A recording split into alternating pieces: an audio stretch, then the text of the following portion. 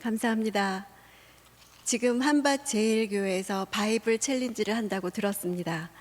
한 절씩 묵상하기도 하시고 암송도 하시고 또 말씀 통독하는 일을 진심으로 응원합니다. 오늘 저는 매일 어떤 선택을 할 것인가 그 주제로 말씀을 나누려고 합니다. 저희 교회는 생명의 삶이라는 교재로 전교인이 큐티를 하고 있거든요.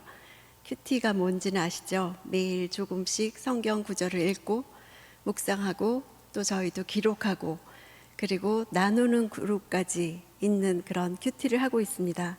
요즘 진도가 욥기입니다. 그래서 우리 성도들은 지금 만나기만 하면 욥기에 대해서 이야기들을 나눕니다.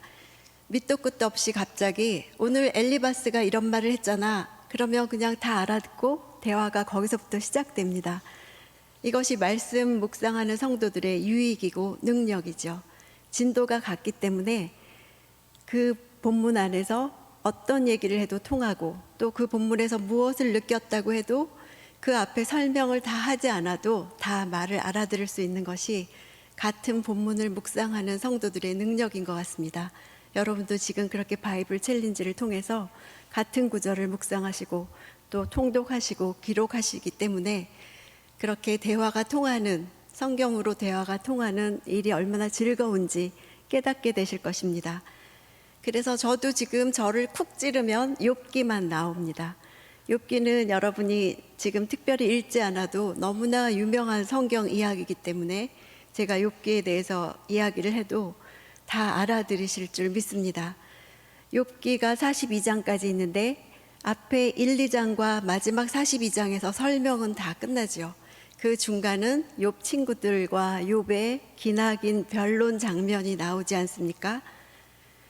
첫 번에 그 1장, 2장에서 나오는 것이 참 우리에게는 생소하기도 하고 또 욥기 덕분에 알게 된 여호와의 회의 장면이죠. 이 여호와의 회의 장면은 예레미야서에도 나오고 열왕기상에도 나옵니다. 그 세 군데를 통해서 우리가 하나님께서 천상에서 이렇게 회의를 주재하시는구나. 그리고 회의에서 결정된 상황이 이렇게 지상에 실행이 되는구나. 그것을 알 수 있었습니다. 제가 PPT를 여기 리모컨이 여기 있네요. 욥기 1장 6절을 보면 한번 같이 읽어 보실까요? 시작. 하루는 하나님의 아들들이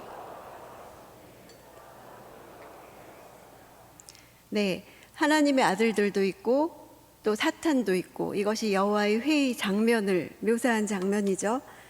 이 장면을 볼 때 우리는 세상이 이중 구조로 되어 있구나를 알 수 있습니다. 여러분 연극을 보신 분들은 알겠지만 연극은 드라마랑 영화와 다르게 배경을 다양하게 할 수 없잖아요. 한정된 무대 안에 모든 것을 보여줘야 되기 때문에 만약에 2층 집이 있다면 1층과 2층을 이렇게 지어놓고 2층에서 일어난 일을 1층에서는 모르고 또 1층에서 일어난 일을 2층에서 모르게 주인공들은 서로 모르게 이렇게 한 무대 안에 다른 배경을 넣는 일이 많이 있죠. 그것처럼 이 세상이 이렇게 이중 구조로 돼 있다라는 것을 욥기에서 알 수 있습니다. 이 이중 구조라는 걸 파악하지 못하면 1층 시각만으로는 2층을 이해할 수 없죠. 또 2층 시각만으로도 1층을 알 수 없죠. 연극에서 그랬듯이 하늘에서도 회의를 주재하시는데 그 결과 지상의 우리들에게 그것이 실행이 되고 영향이 미친단 말입니다. 제가 이제부터 2층 집이라고 쉽게 이야기할 건데요. 모든 일이 2층에서 계획이 됐는데 1층은 그 일을 알지 못합니다. 근데 해결책을 1층에서만 찾으려고 한다면 결코 풀리지가 않죠. 욥기를 시작하면서 하나님은 우리에게 이 1층, 2층 구조를 열어 보여주셨어요. 근데 욥과 그의 친구들은 이 구조를 알지 못하죠. 읽는 우리들만 2층에서 이런 일이 있었기 때문에 하나님이 사탄에게 하신 말씀 때문에 또 사탄이 하나님께 한 말 때문에 지금 욥에게 이런 일이 일어난 거지를 우리는 알 수가 있죠.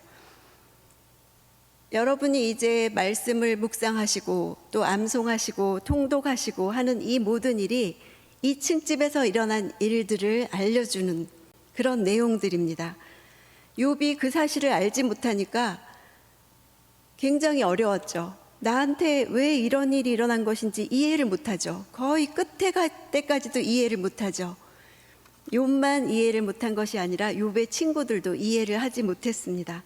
욥이 알고 있는 것은 자기에게 일어난 일, 자기에게 닥친 재난, 또 자기의 고통, 이것뿐이었습니다.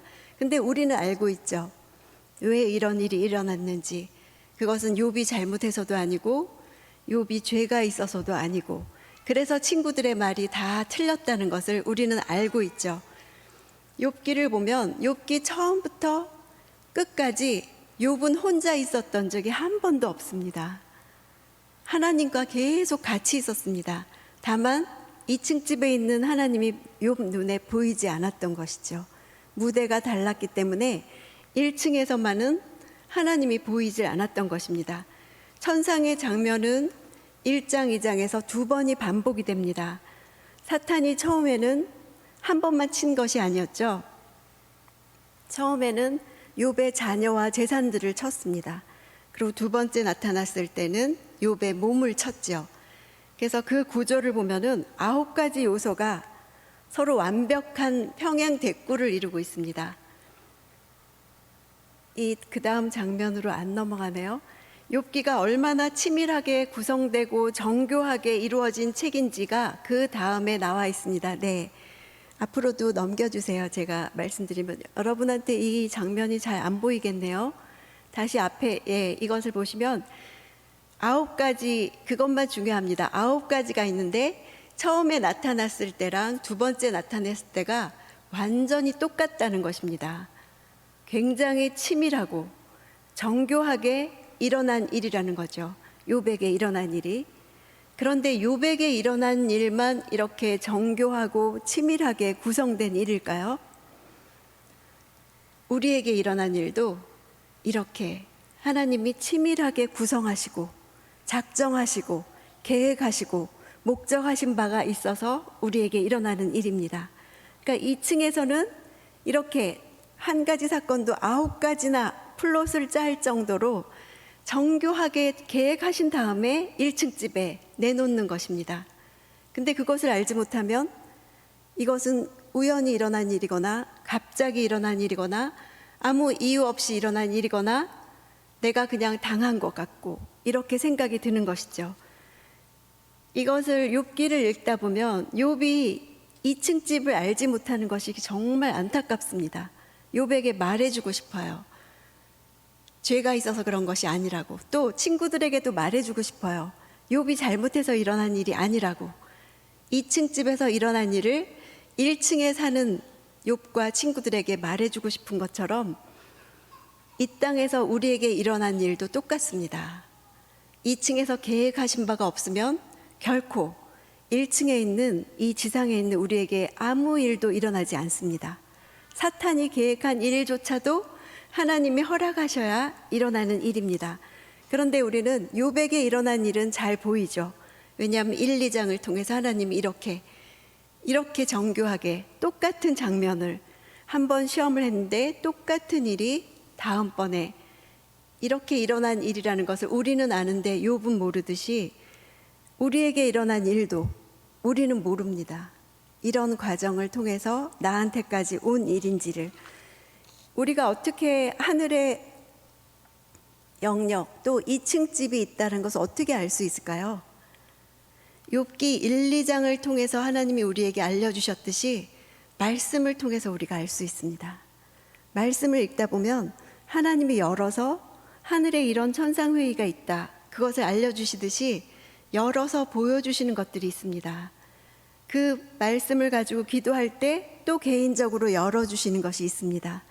그래서 말씀과 기도는 하나님이 우리에게 2층 집을 열어주시는 도구가 되는 것이죠. 그래서 큐티도 또 여러분이 하시는 말씀 묵상도 말씀과 기도라는 과정을 통해서 하나님의 뜻, 하나님의 계획, 하나님의 목적을 알아가고 또 적용해가는 시간이 됩니다. 2층 집을 알지 못했던 욥은 친구들이 셋이나 또 3바퀴나 3번을 돌려가면서 계속 자기를 공격할 때 그 공격을 받을 때마다 탄식하고 절망하고 내가 왜 태어났던가, 태어난 것도 탄식하고 죽고 싶다. 자기의 처음과 마지막을 저주하고 탄식하면서 그 공격을 받습니다. 그 치유 사역에서는 저희 교회에도 치유 사역이 있는데요. 그런 상태에 있는 영혼을 뭐라 그러냐면 손상받은 영혼이라고 합니다. 또 다른 말로는 쇠잔한 영, 또 상심한 영, 비탄의 영, 이렇게 부르는 용어들이 있습니다. 그 영은 뭐냐면 어떤 상황에서 충격이 큰 사람, 큰 충격을 받은 사람, 그때 그 영혼이 건강한 영혼을 유지하는 지점을 딱 넘어서는 그런 큰 충격을 받은 사람이 이런 손상받은 영혼입니다. 또 재앙이나 환난을 당했던 사람, 큰 재앙, 큰 환난을 자기 사는 동안 당한 사람이 또 이런 상심한 영, 손상받은 영혼이 됩니다. 또 사별당한 사람, 거절당한 사람, 버림받은 사람, 공격을 받은 사람, 다 욥이죠. 근데 우리도 살면서 이런 일들을 당하지 않습니까? 누구에게 거절당하기도 하고 말에 공격을 받기도 하고 생각지도 못하던 환난을 당하기도 하고, 그럴 때 진리 아닌 말을 듣고 너무 상심이 클 때 우리 영혼이 손상을 받습니다. 영이 기운이 쇠약해지고 영이 고갈되고 쇠잔해지고 정상이 아닌 상태로 됩니다. 그래서 여러분, 환난을 당하거나 큰 일을 당한 동역자를 찾아가서 위로하기가 너무 어렵습니다. 아예 신앙이 없는 사람에게는 가서 복음을 전할 수나 있지만 나와 똑같이 동역하고 사역하고 믿음 생활을 잘하던 사람이 이렇게 손상받은 영혼의 상태에 있을 때는 가서 할 말이 너무나 없습니다. 왜냐하면 거절하거든요. 나도 다 안다. 욥이 그랬어요. 친구들이 하는 말을 나도 다 안다. 너희만 지혜가 있는 줄 아느냐? 근데 그 말이 맞지 않다. 지금 내 상황에. 나 좀 내버려 둬달라. 너희 말이 맞지가 않다. 나한테. 내가 그 말을 받을 수가 없다. 가만히 있으면 안 되겠냐? 동역자에게 가기가 더 어렵죠. 그래서 이 친구들이, 욥의 친구들이 제일 잘했을 때는 언제냐면 그저 욥의 곁에서 같이 울어주는 거. 그때가 제일 잘했지. 그 다음부터 입을 열어서 말하기 시작할 때부터 이 관계가 계속 어긋납니다. 그러니까 욥의 영혼이 손상받았다는 증거는 죽기를 바란 것이죠. 자기의 처음과 마지막을 부정한 것이죠. 여러분 살면서 죽고 싶다 이런 생각 하신 적 있으시죠? 또 같이 믿는, 신앙이 그렇게 좋은 동역자한테도 그런 말 들은 적 있으시죠? 그럴 때 여러분은 뭐라고 해주고 싶으세요? 어떻게 그런 말을 할 수 있어? 그러면 욥의 친구가 되는 거죠. 또 내 입에서 정말 그냥 죽어버리고 싶다, 그 말이 나오면 욥이 되는 거죠. 그 말은 뭐냐면 이렇게 신앙생활 잘하던 우리도 영이 손상받은 상태가 될 수 있다라는 거예요. 언제든지 그럴 수 있다라는 거예요. 몸이 건강하던 사람이 건강이 나빠진 일이 생기고 병에 걸리듯이 영혼도 똑같다라는 거예요. 그런 상태가 있다라는 것이죠. 그 상태는 언제냐면 욥기를 보면 2층 집을 몰랐을 때예요. 2층 집에서 일어난 일을 몰랐을 때. 제가 이 욥기를 묵상하면서 계속 욥에게도 해주고 싶은 말이, 한 번만 하늘을 향해서 하나님 이 일이 왜 일어난 거예요? 하고 하나님의 음성을 듣기를 갈망하고 그 음성을 받아들이기를 그런 시간을 가졌더라면. 근데 욥의 입에서는 끊임없이 원망하고 절망하고 탄식하고 하나님에게 적대적인 말들이 계속 나오는 거예요. 그 말들을 멈추고 한 번이라도 하늘을 보면서 왜 나에게 이런 일들이 일어났죠? 그랬다면 2층 집에서 일어난 일을 알 수 있었을 텐데.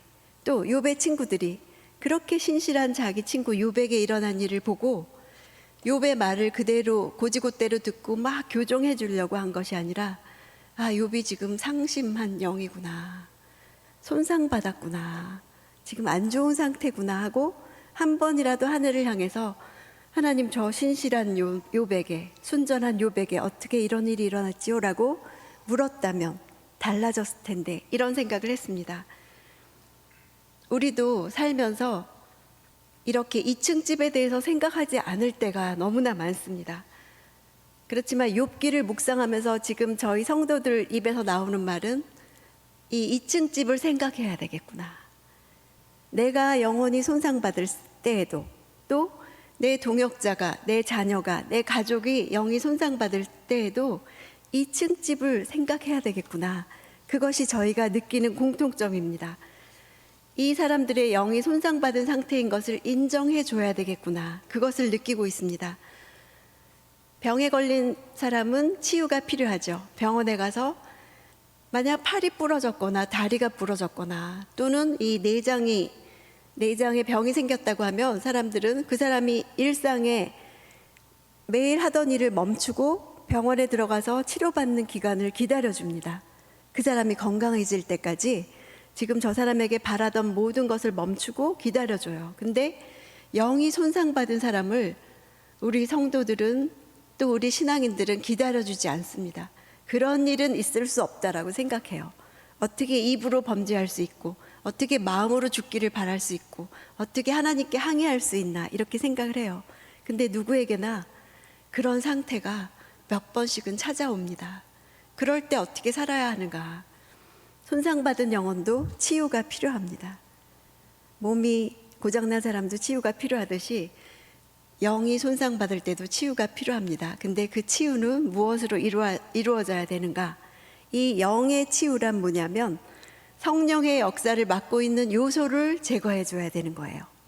그러니까 무조건 감정적으로 공감만 해줘서도 안 되고, 무조건 다그쳐 줘서도 안 되고, 지금 저 사람에게 일어나야 되는 성령의 역사가, 그 성령의 역사를 맡고 있는 것이 무엇인가, 그거를 보고 그것을 제거해 줘야 되는 것이죠.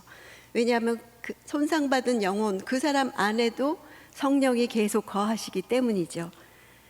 그렇지만 손상받았기 때문에 지금 말씀도 깨달아지지 않고, 말씀을 전해도 튕겨져 나오고, 기도를 하라 그래도 기도가 한마디도 나오지 않는다고 하고, 기도하러 오라고 해도 싫어하고, 또 공동체와도 관계를 끊으려고 하고, 지금 당분간은 못 나가겠다는 연락만 하고, 두문불출하고 잠수 타고 이렇기 때문이죠. 이 욥기에서 보면 성령의 역사를 맡고 있는 요소가 뭐냐면 친구들의 말 폭격이었어요. 그 말을 왜 폭격이라고 하냐면 하나님으로부터 오지 않은 말을 전해줬기 때문이죠. 하나님의 생각과 다른 말이 욥에게 전해졌기 때문이죠. 하나님이 의도하지 않은 말, 사람에게서만 나온 말, 또 천상회의에서 사탄이 했던 말에 동의하는 말, 이런 말들이 계속 욥에게 들어가기 때문이죠. 욥에게 필요한 것은 2층 집에서 일어났던 하나님의 의도, 하나님의 목적, 그것이 전해져야 되는 것이었습니다. 하나님은 너를 믿고 있는데 사탄이 정말 네가 하나님을 믿는 것이 울타리, 하나님이 울타리를 제대로 재산도 주고 자녀도 주고 사회에서 지위도 줬기 때문에 네가 하나님을 믿는다고 한 말에 하나님이 그렇지 않다라고 하셔서 일어난 일이다. 그러니까 하늘에서는 욥이 옳다라고 인정된 거잖아요. 그러니까 이 땅에서 듣는 말도 욥 네가 옳다. 옳은데도 이런 일들이 일어난 것이다. 이 말을 들었어야 되는데 욥은 계속 네가 옳지 않다. 네 죄가 무엇이었는지 한번 생각해봐라. 네 자녀들이 죄 지은 거 있는 거 아니냐? 네가 약자들한테, 고아와 과부에게 잘못한 거 생각해봐라. 이런 말들을 계속 듣고 있는 것들이었어요. 그 다음 PPT를 보여주시면요, 하나님이 천상회의 때 하신 말씀은 이거였어요. 한번 읽어보실까요? 시작.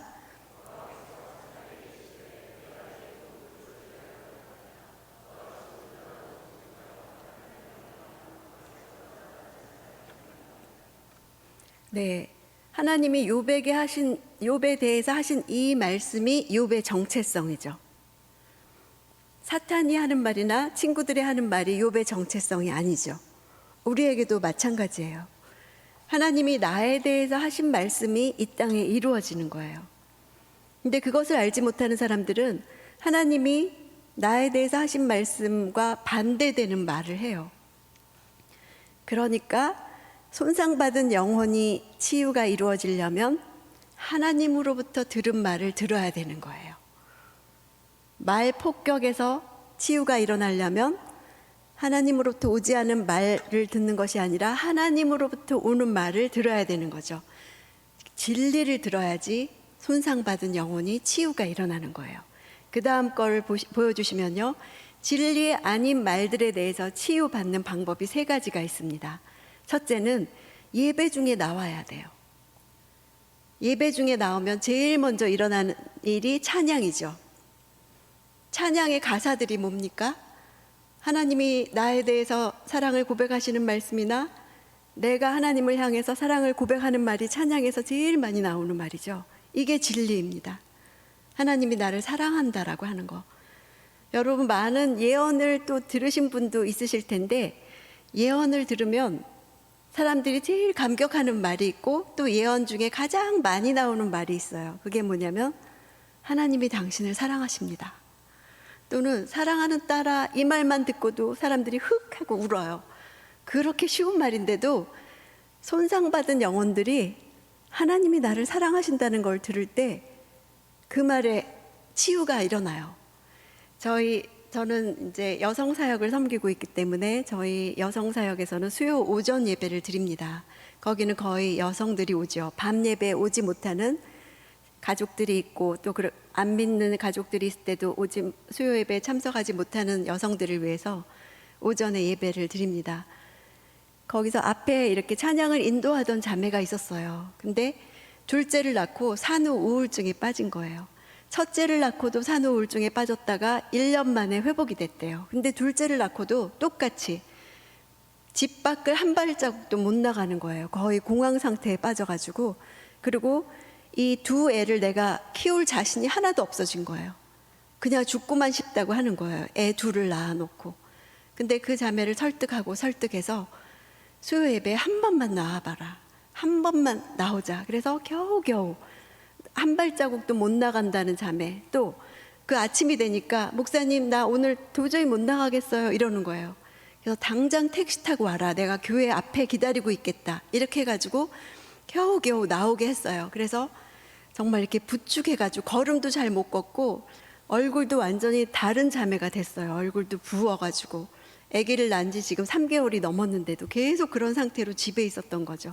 근데 수요 오전 예배를 데리고 와서 제가 저 뒤에 있는 저 문을 예배가 이미 시작돼서 찬양을 하고 있는 그 예배에 자매를 데리고 뒷문으로 딱 들어온 순간 그 자매가 어린애처럼 엉엉엉 우는 거예요. 그러니까 자기가 앞에서 마이크 잡고 찬양하던 그 똑같은 동역자들이 앞에서 찬양을 하고 있고 이 본당 가득 울려 퍼지는 찬양 소리를 듣자마자 치유가 일어난 거예요. 내가 이런 찬양을 하던 사람이었지. 하나님이 이런 나의 예배를 받으시던 사람이었지. 근데 내가 어떻게 이렇게 변했나 해서 자리에 앉아서도 그냥 큰 소리로 우는 거예요. 정말 어린애처럼 엉엉. 그러면서 찬양 가사 하나하나마다 목사님 제가 저런 상태예요. 목사님 하나님이 저한테 이렇게 말씀해 주셨으면 좋겠어요. 근데 지금은 저게 믿어지는데 제가 또 나빠지면 어떻게 해요? 하나하나 가사를 가지고 옆에 있는 저한테 계속 말을 하는 거예요. 거기에 대해서 계속 대답해 줬죠. 저 말이 맞는 거야. 저 말만 붙들어야 되는 거야. 하나님이 정말 저렇게 사랑한다고 하시는 거야. 하나님이 두려워하지 말라 약속하시고 붙들어 주시는 거야. 이렇게 그 예배를 계속 한 주 한 주 오는 것이 힘들었지만 계속 와서 지금은 예배 온 지 2달째쯤 됐는데 다시 마이크 잡고 찬양해요. 찬양팀에 앉아서 저희는 이제 안 보이게 이렇게 옆에 앉아서 찬양하는데 지금은 하고 있고 얼굴도 제대로 돌아왔어요. 완전히 예배의 힘이고 찬양의 힘이에요. 그래서 내가 손상받았을 때는 기어서라도 예배를 오셔야 돼요. 어느 예배든지 오셔야 되고 또 동역자나 가족이 손상받은 영혼일 때는 밥을 사든지 어떤 말로 꼬셔서라도 무조건 예배에만 데려와서 앉히시면 하나님이 하세요. 예배 중에 찬양 중에 성령이 그 안에 계시는 성령님께서 치유를 일으키세요. 그래서 진리 아닌 말에서 자유케 되고 손상받은 영혼이 치유케 되는 첫 번째는 예배예요. 예배고 예배에 오면 당연히 있는 찬양이고 그래서 혼자 집에서 듣는 찬양도 아니에요. 그것보다 이 안에서, 이 공간 안에서 이루어지는, 또 유튜브도 아니에요. 그거는 건강한 사람이 받는 거죠. 무조건 나와야 돼요. 이 공간에 나와서 이 안에 운행하시는 성령님의 역사도 봐야 되고, 또 찬양하는 다른 사람들도 봐야 되고, 찬양팀도 봐야 되고, 성가대도 봐야 되고, 이 통틀어서 종합예술적으로 하시는 그 예배의 영을 맛봐야지 치유가 될 수 있는 거예요. 두 번째는 하나님이 나에 대해서 하신 말씀을 선포함으로, 들은 사람만이 선포할 수 있어요. 들은 것이 없는 사람은 욥처럼 내가 왜 태어났던가, 난 죽고 싶다, 이런 말만 하는 거예요. 자기한테서 나온 말만 하고, 사람에게서 들은 말만 하고, 세상에서 들은 말만 하는 거죠. 근데 하나님의 말씀을 본 사람은 하나님의 말씀이 그 입에서 나와요. 그래서 여러분이 날마다 말씀을 암송하셔야 되고, 묵상하셔야 되고, 통독하셔야 되고, 기록하셔야 되는 거예요. 내가 그렇게 말씀에 잠겨 있으면 내 입에서 말씀이 나오는 거죠. 저는 매일 유튜브를 올리고 있는데, 작년 5월에 이렇게 아무 사역을 할 수가 없을 때 제가 맡고 있던 큐티 사역에 있는 성도들을 어떻게 하면 도울 수 있을까 생각하다가 유튜브를 시작하게 됐어요. 그래서 계속 지금까지 매일 올리고 있는데, 어느 때는 너무 힘이 들어서 이제 그만할까 했는데, 하나님이 나를 돕는 손길, 제가 편집도 못하고 이렇게 올리는 것도 시간이 없어서 못하고, 그래서 언제든지 저를 돕는 손길이 끊어지면 저는 그만할래요, 이렇게 하나님한테 했는데, 신봉사가 젖을 동량하듯이 날마다 하나님이 돕는 사람을 붙이셔서 지금까지 오게 됐어요. 지난달 말에는 드디어 제 편집을 도와주던 아들이 엄마 이제 저 도저히 못하겠어요, 이렇게 딱 말을 해서 제가 이제 이게 끝인가 보다, 하나님 저 이제 끝 안 할래요, 그랬더니 저희 딸이 이러는 거예요. 저희 딸이 자막을 넣어줬거든요. 엄마 한 달만 영상 없이 자막만 나가는, 음성하고 자막만 나가는 걸로 한 달만 해보고 반응이 안 좋으면 그때 그만둬요, 이러는 거예요. 저희 딸은 이제 둘째까지 출산해서 둘째를 젖먹이고 있거든요. 근데 그 딸이 자기가 하겠다는 거예요. 오빠가 못한 일을 자기가 할 테니까 한 달만 해서 반응을 보자는 거예요. 그래서 제가 영상이 있다가 없으면 사람들이 당연히 불평이 나오고 안 듣겠지 하고 생각하고, 그래 한 달만 또 하나님이 이어가시는구나 하고 한 달을 하는데, 제가 음성만 하고 자막만 한 첫날 여태까지 반응 없던 분들이 저한테 수많은 카톡을 주고 댓글을 달아줬어요. 음성으로 하니 더 집중이 잘 됩니다, 목사님.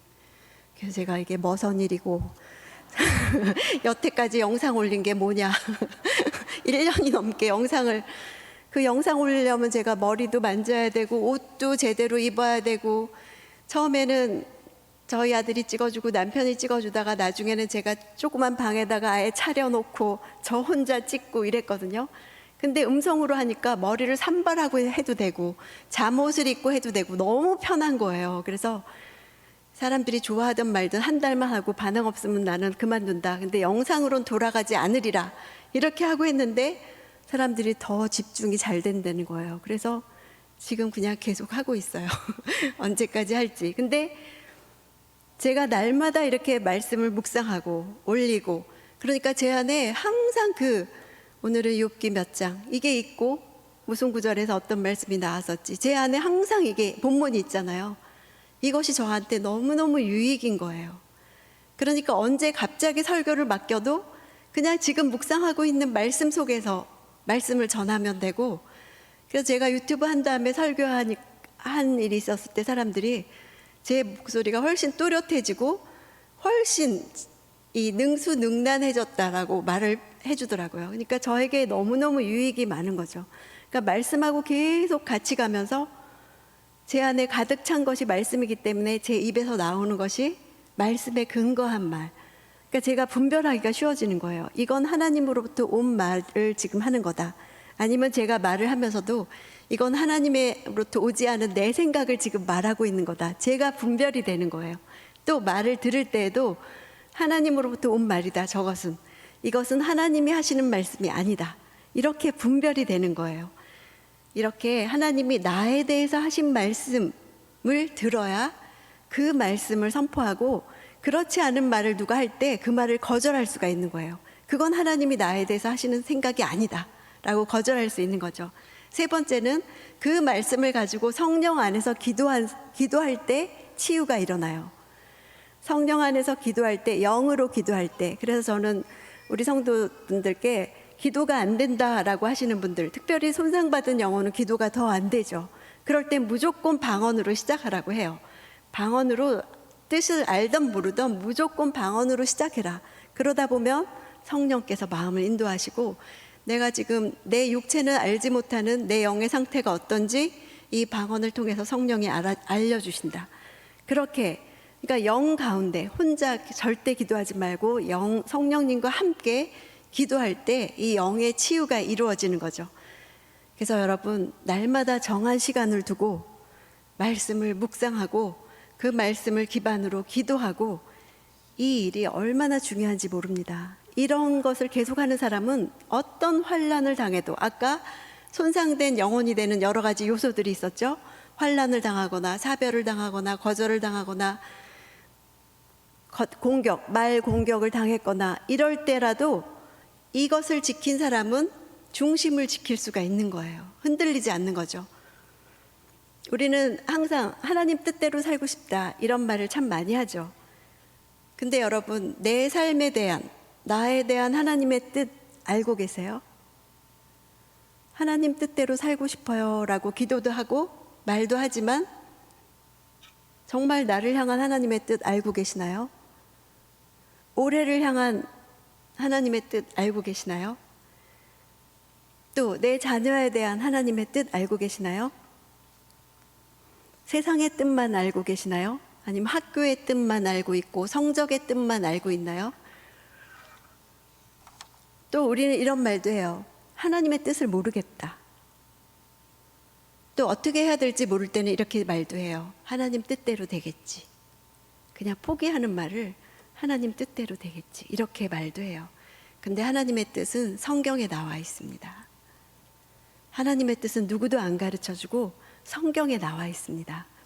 그래서 매일 성경을 읽는 사람만이 그렇게 하나님 뜻대로 살고 싶다라고 할 때 그 하나님의 뜻을 알 수 있는 것입니다. 성경에는 하나님의 선하시고 기뻐하시고 온전하신 뜻이라고 돼 있죠. 우린 그거 너무나 붙잡고 싶어요. 하나님의 선하신 뜻, 기뻐하시는 뜻, 온전하신 뜻 너무나 알고 싶어요. 그것이 2층 집에서 일어난 일을 알려주는 거기 때문에 선하시고 기뻐하시고 온전하신 뜻이라고 말할 수 있는 것입니다. 하나님이 누구신지를 알아야 온전히 순종할 수 있는 거죠. 우리가 성경을 읽고 묵상하는 이유는 성경 안에 나타난 사람들에게 나타난 능력 있는 삶, 하나님이 함께 하셨을 때 나타난 능력 있는 삶이 나에게도 똑같이 일어날 것을 믿기 때문에 성경을 읽고 묵상하는 거죠. 내 자녀에 대해서 하나님께 들은 말씀이 없다면 나도 욥의 친구들이 하는 말이 다 진리였어요. 그래서 이 큐티 할 때 많은 성도들이 정말 헷갈려요 이렇게 말해요. 이렇게 다 맞는 말을 하는데 이거 하나하나 다 진리 아니에요? 다 진리죠. 왜냐하면 욥의 친구들이 당시 현자들, 지혜 중에서 지혜 있는 사람들, 그 자기가 있는 지역의 통치자들이었거든요. 심지어 왕이라고 번역된 성경도 있어요. 그런 세 친구였기 때문에 그 입에서 나오는 말이 다 진리예요. 근데 욥의 상황에 맞지 않는다는 거죠. 지금 하나님의 뜻과 맞지 않는다는 거지 다 틀린 말이 아니었거든요.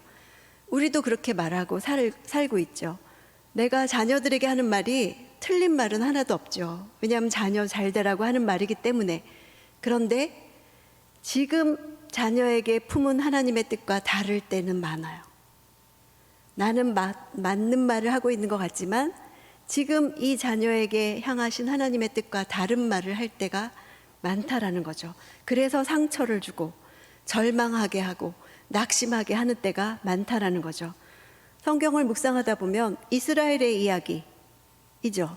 그래서 초신자들에게 성경을 읽으라 그러면 이렇게 말하는 초신자도 많아요. 아니 내가 왜 한국 사람인데 이스라엘의 역사를 읽어야 되느냐 이렇게 말하죠. 여러분, 이스라엘의 역사가 다른 나라 역사와 다른 점이 뭐죠? 왜 우리가 이스라엘의 역사를 읽어야 되는 거죠? 왜냐하면 이스라엘의 역사는 하나님이 구원을 이루신 이야기이기 때문이에요. 하나님이 구원을 이루어 가시는 역사는 세상 모든 다른 나라의 세계사와 달라요. 그래서 그 구원의 역사를 구속사라고 하는 거죠. 이스라엘의 역사에는 구속사가 나타나요. 하나님이 아브라함을 구원하신 이야기, 모세를 구원하신 이야기, 이렇게 구원하신 이야기들이 계속 구원의 역사가 나타나죠. 그래서 이스라엘의 역사이지만 우리가 하나님의 구속사이기 때문에 읽고 묵상하는 거죠. 그런데 이스라엘의 역사만 구속사일까요? 실은 전 세계 모든 나라의 역사가 구속사여야 하는 거죠. 하나님의 구원을 이루어 가신 이야기여야 되는 거죠. 또 나의 생애도 구속사여야 하는 거죠. 하나님이 구원을 이루어 가신 역사여야 되는 거죠. 나를 왜 이 가정에 있게 하시는지, 왜 그런 남편을 만나고 아내를 만나고 자녀를 만나게 하셨는지, 나를 왜 그런 사역에 넣으셨는지, 이 모든 것이 구원을 이루기 위해서이죠. 나의 삶에 대해서 의문이 있다면 내가 그 구원을 이루시려는 하나님의 뜻을 알지 못하기 때문이죠. 근데 이 하나님의 구원의 역사를 알기만 한다면, 그 하나님의 뜻을 알기만 한다면, 아, 나를 이 구원의 역사 때문에 이 가정에 두셨구나. 내가 이 가정에 있으므로 하나님의 구원의 역사가 이 가정에 일어나는구나. 내 친정과 시댁을 통해서 일어나는구나. 이렇게 알 수 있는 거죠. 오래 기도했지만 변하지 않는 가족이 있나요? 자녀가 있나요? 하나님은 2층 집에서 계획하신 그 자녀를 향한, 그 가족을 향한 목적과 계획을 틀림없이 이루십니다. 내가 그것을 모르니까 중간에 포기하고 낙심하고 상처 주는 말을 하고 끝났다라고 생각하고 우리 가정은 안 된다라고 포기하는 것이죠. 2층 집에서 일어난 일을 아는 것은 영적인 눈이 뜨여지는 것입니다. 영적인 눈이 뜨여지면 이 1층 집에서 일어나는 모든 일에 대해서 실상을 깨닫게 되는 거죠. 2층 집과 1층 집의 차이는 하늘과 땅만큼 차이가 나요. 그래서 하나님이 내 생각과 너의 생각은 다르고 내 길과 너의 길은 다르다라고 말씀하셨죠. 그렇게 다른 하나님의 생각, 그렇게 다른 하나님의 길은 말씀에 다 나타나 있어요. 우리가 그걸 모르는 이유는, 또 내 삶에서 계속 헤매는 이유는, 신앙의 발전이 없는 이유는 내 관점으로만 이 사건을 보고 상황을 보고 말씀도 그렇게 내 관점에서만 해석하기 때문이죠.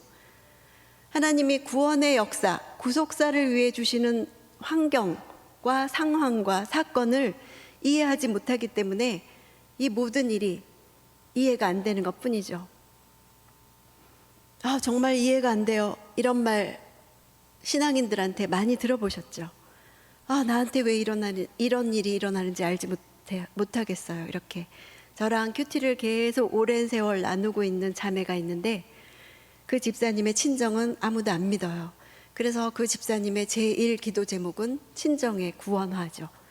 근데 친정 여동생에게도 이혼할 것 같은 일이 생기고, 또 친정 부모님에게도 사업적으로 어려운 일이 생기고, 자기가 친정을 위해서 계속 기도해오고 있는데 계속 안 좋은 일이 팡팡 터지는 거예요. 그래서 친정 여동생도 수요 예배도 몇 번 데리고 왔는데 오다가 이혼할 것 같으니까 교회 안 가겠다고 하고, 친정 부모님도 겨우겨우 좋은 일이 있을 때마다 하나님에 대해서 조금씩 말씀드려서 마음이 바뀌기를 기대하고 있는데, 또 안 좋은 사업도 안 좋고 이러니까 낙심하고 막 이런 일이 있어서 그 집사님이 저한테 물어보더라고요. 목사님, 제가 친정을 위해서 이렇게 오랜 세월 기도했는데 왜 이렇게 안 좋은 일이 계속 일어날까요? 그래서 제가 그 질문을 가지고 기도를 했죠. 하나님, 정말 저 집사님이 친정을 위해서 얼마나 기도를 하고, 우리도 저 집사님의 친정을 위해서 무슨 일이 있다고 할 때마다 이렇게 기도하는데 좋은 소식이 들려야 되는데 어떻게 이렇게 나쁜 소식만 계속 들려옵니까? 라고 했을 때 하나님이 제 마음에 주신 생각은, 그가 기도한 일이 일어나는 것이다. 무슨 뜻입니까? 그가 무엇을 위해서 기도했나요? 구원을 위해서 기도했죠. 우리는 구원을 위해서 기도하면서 아무 일이 일어나지 않기를 원해요. 그냥 평안하다가 갑자기 구원받기를 원해요. 그런데 그렇게 해서 누가 하나님 앞에 돌아오나요? 환난을 통해서 오고, 고난을 통해서 오고, 어려운 일을 통해서 오고, 내가 할 수 없는 일을 통해서 오죠. 병들어서도 오고, 파산해서도 오고, 이민 가서도 오고, 내가 생각지도 않은 환경을 만났을 때 하나님을 찾죠.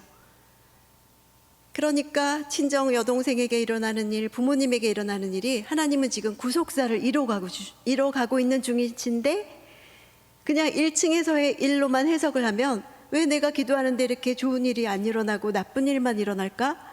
2층 집에서 보면 그건 나쁜 일이 아니라 그 일을 통해서 하나님이 계속 부르시는 거죠. 내게로 돌아와라. 나에게 와야 살 길이 있다 하고 구원으로 계속 이끄시는 중이죠. 그래서 제가 하나님의 음성이 너무 동의가 돼서, 그렇구나. 우리는 구원을 위해서 기도하면서도 아무 일이 일어나지 않기를 바라는데 하나님은 우리 기도를 들으시고 그 가정에 구속사를 이뤄가고 계시는 중이시구나. 그래서 그 집사님에게 전해드렸을 때 그 집사님이 낙심하던 마음에 다시 힘을 얻고, 그렇군요. 이 일을 통해서 여동생이 돌아오겠군요. 이 일을 통해서 우리 부모님이 돌아오겠군요. 라고 다시 소망을 품고 기도하는 것을 들었습니다. 그러니까 하나님의 생각과 우리의 생각은 달라요. 그런데 말씀 안에, 또 기도 안에 들어가야만 하나님이 당신의 뜻을 가르쳐 주세요. 이렇게 구속사적으로 말씀을 읽고 구속사적으로 내 환경과 상황을 받아들인다면 오늘 나에게 주어진 말씀 한 구절, 또 오늘 내가 만나는 상황, 사건을 통해서 하나님이 말씀하시는 것을 깨닫게 됩니다. 내 인생에 없었으면 하는 그 사건을 통해서 하나님이 말씀하신다는 것을 알게 됩니다. 요즘 제 주위에는 부모님 모시고 병원 다니는 사역, 그래서 저희가 그것을 부모님 병원 사역이라고 해요. 친정부모님, 시부모님 너무 이런 병 저런 병에 걸리셔서 저 오늘 병원 가야 돼서 모임에 못 가겠어요, 뭐 빠지겠어요, 이렇게 다 부모님 사역, 병원 모시고 가는 사역이었어요. 그래서 일상이 깨지죠. 하던 사역도 못하고 만나던 약속도 깨지고, 근데 그게 한이 없고 언제까지일지 모르고, 그러니까 지치기도 하죠. 하나님은 내가 이렇게 하나님 앞에서 잘 살고 있는데 왜 이렇게 큰 짐을 지우셔서 내가 하던 일을 못하게 하고 하나님의 일이 타격받게 하실까? 이렇게 의문이 들 때도 있죠. 근데 여러분 생각해 보세요. 욥, 잘 살고 있던 욥, 그 지역의 통치자로 많은 사람에게 존경을 받고 좋은 일을 하며 살던 욥, 하나님을 경외하던, 하나님도 인정하던 그 욥에게 왜 그렇게 재산상의 손실, 자녀들이 다 죽는 일, 또 나중에는 자기 몸까지 병 걸리고 아내까지 저주하고 떠난 일이 왜 생겼나요? 2층 집에서 벌어진 일 때문이죠. 그리고 그것은 욥을 향한 하나님의 뜻 때문이었죠. 욥이 그 모든 것을 다 제거해도 나를 섬길 것이라는 그 하나님의 신뢰 때문이었죠. 그리고 그것을 욥이 지켰잖아요.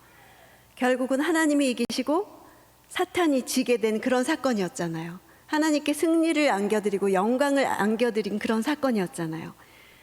근데 우리에게도 그런 일이 일어날 때, 욥도 몰랐죠. 우리에게도 이런 일이 일어날 때 우리는 그 부모님에게 생긴 병, 그것 때문에 내 일상이 깨지는 일만 싫고 그걸로만 해결되기를 기도해요. 저랑 또 같이 기도하시는 권사님 한 분이 요즘 그 친정이 동해인데 어머님이 병에 걸리셔서 동해를 그렇게 왔다 갔다 하셔야 되는 거예요. 큐티방도 해야 되고 또 선교 기도팀도 맡아야 되고, 물론 줌으로 많이 하지만 그 모든 시간을 다 못 지키고 리더인데도 불구하고 빠져야 되고, 동해에 가야 되고 또 서울로 모셔야 되고 동해에 또 며칠 계셔야 되고, 어제도 119에 같이 타고 어머님을 모시고 또 동해에 갔다라고 하더라고요. 그럴 때 그 권사님을 위해서 기도할 때 너무 마음에는 안타깝죠. 사역이 이렇게 멈춰져야 되고 자기의 책임을 다 하지 못하니까 그 양떼를 돌보지 못하고, 이럴 때 우리는 이렇게 기도하기가 쉬워요. 그 어머님의 병이 낫게 해주세요. 얼른 치유가 속히 일어나서 그 권사님이 자기 하던 사역을 제대로 할 수 있게 해주세요. 이렇게 기도하기가 쉽죠. 그런데 우리도 그렇게 처음에는 그 집사님이, 왜냐하면 권사님이 그렇게 기도 제목을 내놓으시니까 속히 어머님의 치유가 일어나서 제가 사역을 잘할 수 있게 기도해 주세요. 우리는 그 사람이 한 말을 그대로 받아서 기도하기가 쉽잖아요. 근데 기도하던 중에 이런 마음이 들었어요. 욥에게 재산을 다 잃고 자녀가 다 없어지고 자기 몸도 병들고 아내도 떠나가고 가정도 깨지고 이런 일이 생겼던 것이 무엇 때문이었지? 그건 하늘에서 일어난 일 때문이었지. 그렇다면 지금 이 권사님에게 일어난 일, 어머님의 병 때문에 자기의 일상이 깨지니까 어머님이 빨리 치유가 일어났으면 좋겠다, 이렇게 기도하는 게 맞는 걸까? 생각할 때 하나님은 그 병이 빨리 낫기를 기도하라는 것이 하나님의 뜻이 아니었어요. 왜 그 병이 어머님에게 나서 어머님이 자꾸 서울 동해를 왔다 갔다 하셔야 되는가? 그래서 남동생도 직장이 있는데도 불구하고 휴가를 내고 또 누나랑 교대로 왔다 갔다 해야 되는가? 일상이 깨지는 것만 기도를 해야 되나? 그것이 아니라 그 가정의 구원의 역사가 일어나야 되는 거예요. 그 어머니한테 엄마 이 병이 빨리 나야 되니까 병원 가야 돼. 또 이런 치유 받아야 돼. 우리는 눈에 보이는 육체의 병만 중한데 그 영혼이 구원받지 못해서 그대로 돌아가실 경우에 하나님께 가지 못한다는 사실은 두 번째인 거예요. 왜냐하면 첫 번째 육체의 병이 나를 손해나게 하고 당장 손실을 끼치고 당장 눈에 보이는 구멍을 뻥뻥 뚫게 만드니까 병이 낫기만을, 빨리 병원 치료가 되기만을 기도하죠. 그렇지 않은 거예요. 정말 근본적인 거는 왜 이 병이 이렇게 자꾸 왔다 갔다 엄마를 자주 만나게 하고, 그렇지 않으면 동해까지 갈 일이 명절 때나 가는 거죠. 근데 하나님은 엄마를 자꾸 접촉함으로써 복음을 들려주기를 원하시고 예수 믿게 된지를 확인하게 하시고 구원을 완전하게 이루게 하기 위해서 자꾸 만나게 하신 거예요. 영혼의 병은, 영혼 구원은 눈에 보이지 않아요. 그래서 우리가 육체의 병을 훨씬 더 크게 생각해요. 우리 어머님이 무슨 암에 걸렸대요. 우리 아버지가 뭐가 걸렸대요. 이게 훨씬 중요하지, 그분이 영혼이 이대로 돌아가시면 천국까지 못한다는 거는 두 번째예요. 왜냐하면 이 부분은 나에게 손실을, 금방 눈에 보이는 손해를 끼치지 않거든요. 내 사역이 중단되게 하지 않거든요. 근데 나에게 어떤 일이, 또 동역자에게 어떤 일이 일어났을 때 우리가 제일 먼저 생각해야 되는 일은 2층 집에서 이 일을 어떻게 보시는가, 하나님은 지금 왜 이런 상황이 일어나게 하시는가를 말씀 가운데서, 기도 가운데서 듣고 찾아야 되는 거죠. 우리는 하늘에서 이루어진 뜻이 이 땅에서도 이루어지기 원합니다, 이렇게 기도하죠. 주기도문을 통해서도 기도하고 하늘에서 이루어진 뜻을 어떻게 내 삶에 이루어지게 할 수 있을까요? 우리가 하늘을 열고 어떻게 들어갈 수 있을까요?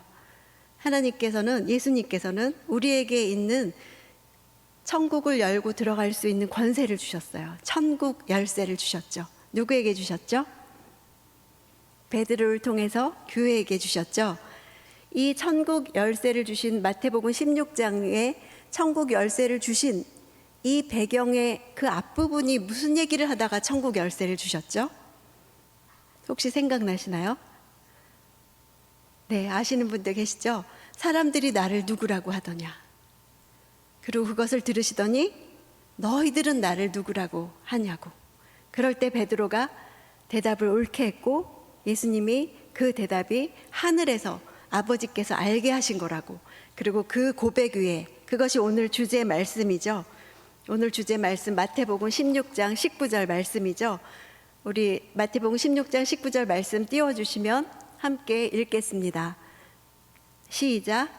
내가 천국 열쇠를 내게 주리니 내가 땅에서 무엇이든지 매면 하늘에서도 매일 것이요 내가 땅에서 무엇이든지 풀면 하늘에서도 풀리리라 하시고. 네, 여기서 맨다는 건 묶는다는 거죠. 끈을 묶고 풀고 이런 것처럼 이건 원래 랍비들에게 준 권세였어요. 랍비들이 금지한다 하면 맨다 이렇게 표현했고, 허락한다 그러면 푼다라고 표현했어요. 유대인들은 코셔라고, 이 음식이 먹어도 가하니까 불가하니까 묻는 게 많죠. 이거 먹어도 돼요? 안 돼요? 그 코셔라 그러잖아요. 그것처럼 랍비들에게 그 권세가 있었어요. 이것은 된다, 이것은 안 된다. 그거를 메고 푼다라고 표현했거든요. 이 말씀은 뭐냐면 땅에서 불법이라고 선포하면 하늘에서 이미 불법인 것을 이 땅에서 매는 거예요.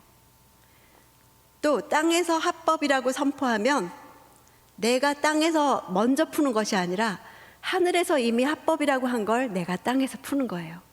그게 뭐냐면 하나님이 욥을 하늘에서 옳다라고 먼저 하셨죠. 그러니까 땅에서 이 친구들이 해야 되는 일은 뭐였냐면 풀었어야 되는 거예요. 욥, 너는 여태까지 순전하고 하나님을 경외하면서 살았잖아. 근데 이렇게 이런 일이 일어난 것은 무슨 일인지 우리가 알아보자. 이것이 땅에서 푸는 거예요. 근데 이들은 하늘에서 풀린 일을 하나님이 하늘에서 풀었죠. 허락했죠. 옳다. 욥이 옳다. 욥이 순전하다. 악에서 떠난 자. 이렇게 표현하셨는데 풀었는데 그 친구들은 땅에서 계속 묶는 거예요. 네가 죄인이다. 네가 회개해야 된다. 그래야 복을 받는다. 이렇게 사탄이 해준 말하고 똑같은 말.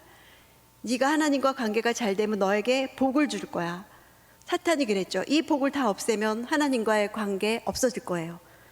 그 거꾸로의 말을 친구들이 계속 하는 거였죠.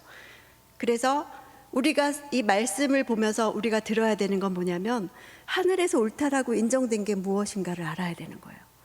하나님이 나에 대해서 풀어주신 말씀이 뭔가를 알아야 내가 기도를 통해서 그 말을 이 땅에 푸는 거죠. 내 자녀를 향해서 하나님이 하늘에서 무엇을 먼저 풀었길래 내가 이 땅에서 풀어야 되는가를 들어야 되는 거죠. 그러니까 듣는 사람이 이 땅에서 풀을 수 있고 묶을 수 있는 거예요. 듣지 못한 사람은 내 마음대로 묶고 푸는 거죠. 하나님의 뜻과 다른 걸 묶고 하나님의 뜻과 다른 걸 푸는 거죠. 그래서 이 땅에서 메고 푸는 거는 땅에서 하는 것 같지만 실은 눈에 보이지 않는 영의 영역을 우리가 하는 거예요. 그렇지만 이것은 실제예요.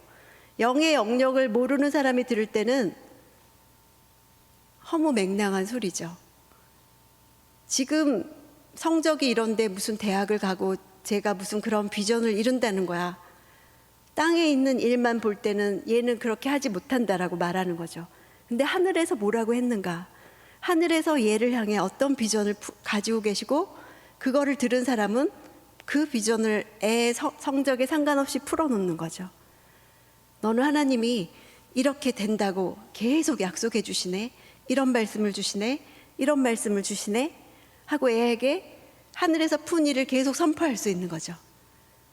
그러면 성적에 상관없는 애가 되는 거예요.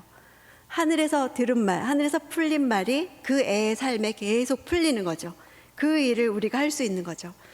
그러니까 우리는 2층 집의 구조에서 산다는 것을 잊으면 안 되는 거예요. 세상 사람들은 1층만 알아요. 영을 모르기 때문이죠. 그래서 영의 소리를 하면 하나도 못 알아들어요. 저게 무슨 소린가? 저 교회 다니는 사람들은 무슨 저런 말도 안 되는 소리를 하고 정말 허무맹랑한 꿈만 꾸는 사람들이다. 그 욥이 꿈꾸는 자라고 욕먹었듯이 맨날 꿈꾸는 얘기들만 한다. 이렇게 말을 하는 거죠. 하늘에서 풀어진 뜻을 알지 못하면 욥처럼 우리 입에서도 똑같이 죽고 싶다. 이제 끝이다.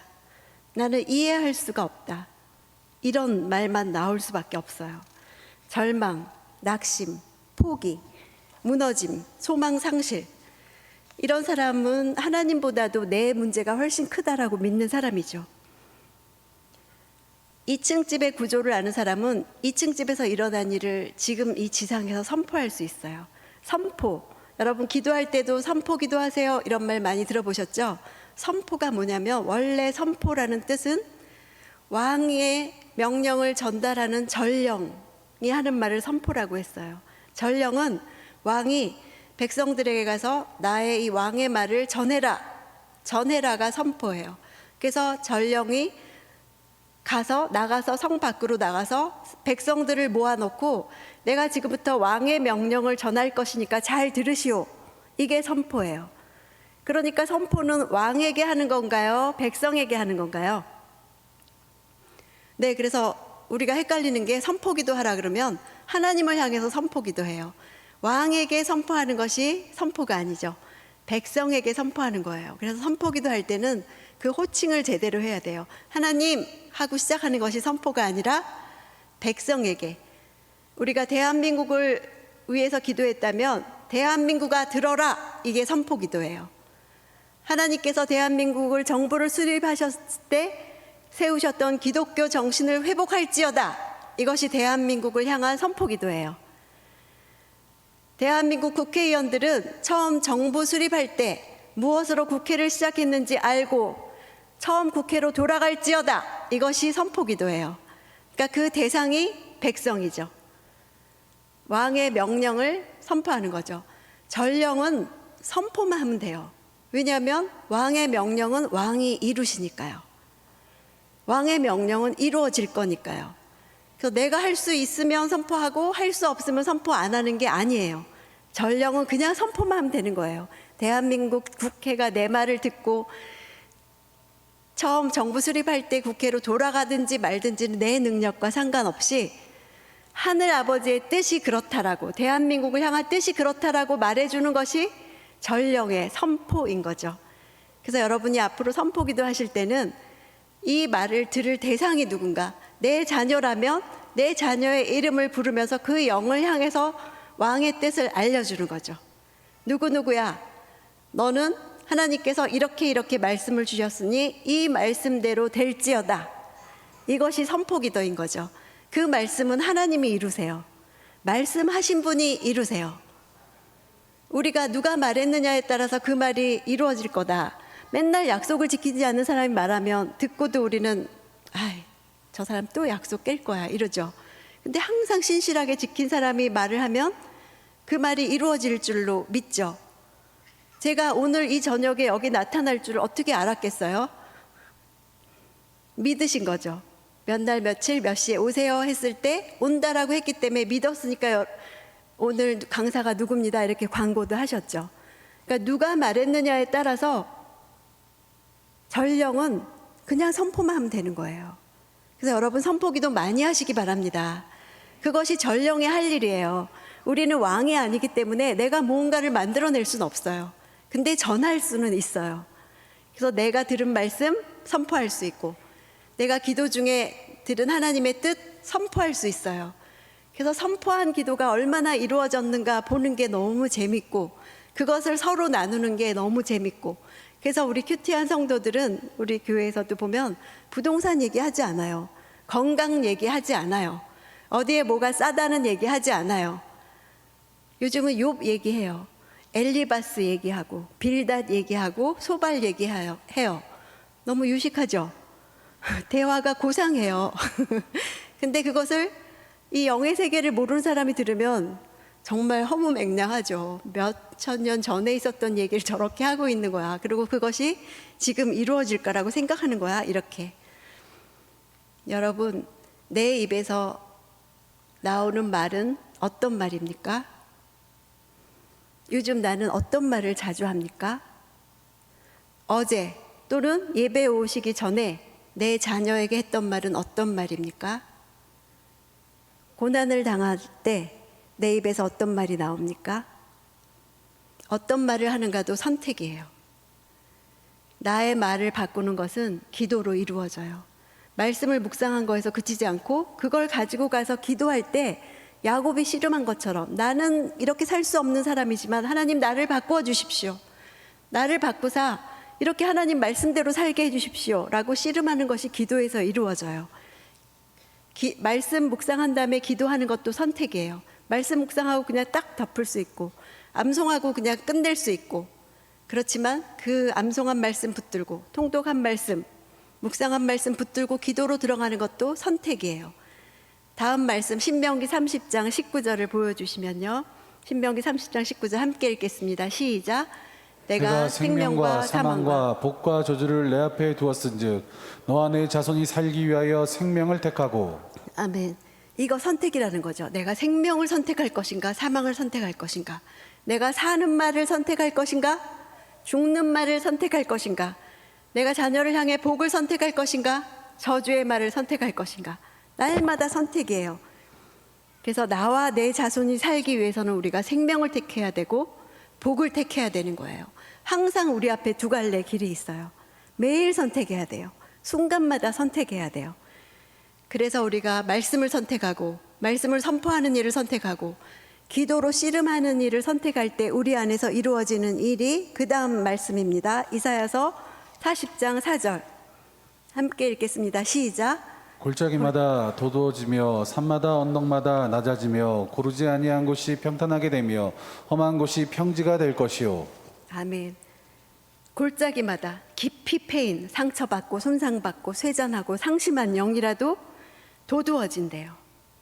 산마다 언덕마다 높아진 마음, 형통에서 높아진 마음이나 사역이나 직위 때문에 높아진 마음도 낮아지고, 고르지 아니한 곳은 거짓되거나 위선적인 것, 이런 고르지 않은 곳도 평탄하게 되고, 험한 곳, 자기 고집이나 이렇게 친구들 같이 관계에 어려운 거나 이런 것도 평지가 될 것이래요. 이렇게 되면 예수 오실 길이 열리는 거죠. 내 심령에 예수가 오시는 거죠. 우리 가정에 예수가 오시는 거죠.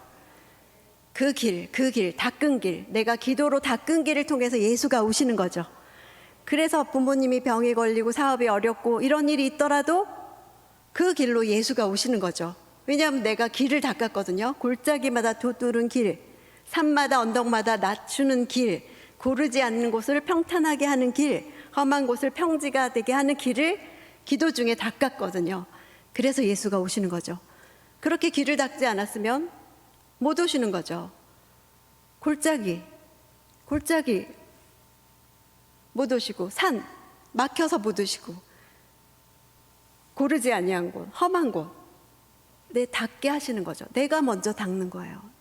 하늘의 뜻을 아는 나, 2층 집을 아는 내가 먼저 예수 오실 길을 닦는 거죠.